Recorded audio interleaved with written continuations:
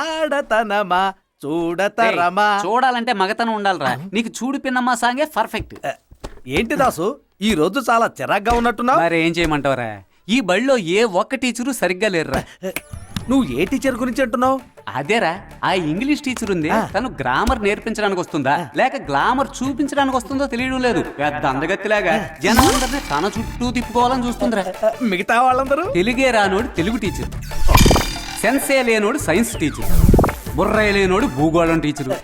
మరి ఈ స్కూలే వేస్ట్ అంటావా? కాదు, నువ్వు బతకడమే వేస్ట్. బంగారం లాంటి స్కూల్ ఎందుకు వేస్ట్ అవుద్ది? మొత్తం 16 ఎకరాలు, అందులో 2 ఎకరాలు బిల్డింగ్, మిగతా 14 ఎకరాలని ప్లాట్లు వేసి అమ్మితే చెరో 6 కోట్లు వస్తాయి. వెంటనే రెండో కంటికి తెలియకుండా అండమాన్ వెళ్లి మనిషికో దీవి సొంతంగా కొనుక్కుని హాయిగా సెటిల్ అయిపోవచ్చు.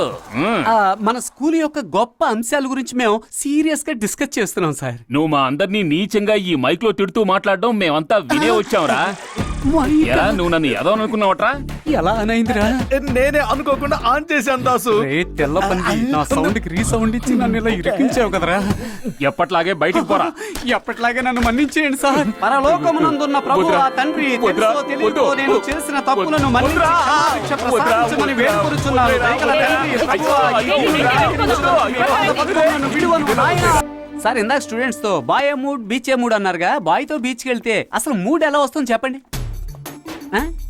ఎందుకు బల్లి హిందీ కమెంటరా దున్నా? ఓ హిందీయా?